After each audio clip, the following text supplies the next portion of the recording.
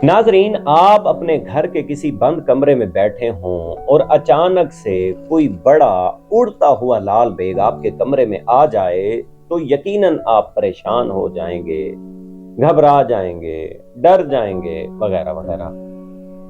लेकिन अगर आपका गुजर किसी जंगल में से हो रहा हो, किसी बेअबान में से हो रहा हो, या आप किसी सहरा में से गुजर रहे हों और आपके रास्ते में कोई बड़ा मजबूत अजदहा आ जाए लेकिन मुर्दा हालत में हो, तो यकीनन आप नहीं घबराएंगे, ना ही आप डरेंगे, ना ही आप परेशान होंगे, बल्कि इजीली गुजर जाएंगे। देखिए, एक तरफ लाल बेग है, दूसरी तरफ अजदहा है। लाल बेग को आप मार भी सकते हैं मगर आप डर गए हैं, लेकिन अजदहा को आप मार नहीं सकते लेकिन आप डरे भी नहीं हैं। एक तरफ छोटा सा लाल बेग है, उसे देख के आप डर गए हैं, एक तरफ बहुत बड़ा अजदहा है, आप उसे देख के नहीं डरे। देखिए, लाल बेग हमें घरों में अक्सर गली कूचों में नजर भी आ जाते हैं, और जो चीज अक्सर नजर आती रहे उसका डर भी कम लगता है।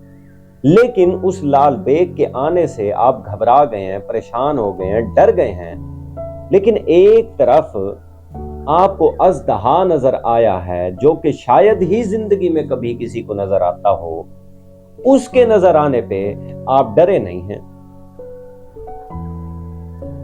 देखिए, क्या चीज है जो ये तय करती है कि डरना है या नहीं डरना? क्या चीज है जो डिसाइड कर रही होती है कि डराना है या नहीं डराना? क्या चीज है वो? रूह, फूंक, दम, एक ना नजर आने वाली ताकत। देखें, हमें लाल बेग नजर आ रहा है, उसका वजूद नजर आ रहा है, और हम उससे डर गए हैं। क्यों? क्योंकि उसके उस जाहिरी वजूद के अंदर ना नजर आने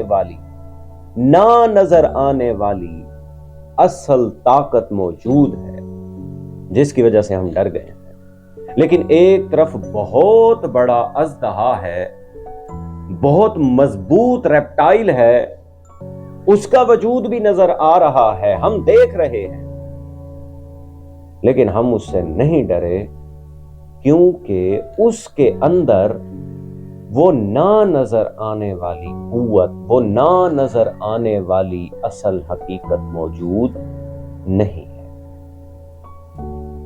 तो ये सारी बातें अगर सामने रख के मैं कहूं कि जो चीज असल होती है, जो चीज असल ताकत है, वो नजर नहीं आती, और जो चीज हमें नजर आ रही होती है वो असल नहीं होती, वो असल ताकत नहीं होती, तो आपको क्या लगता है कि मेरी ये बात सही होगी या फिर गलत होगी? इसका जवाब आपने मुझे लाजमी देना है। जज़ाकल्लाह, दुआ की मेहरबानी।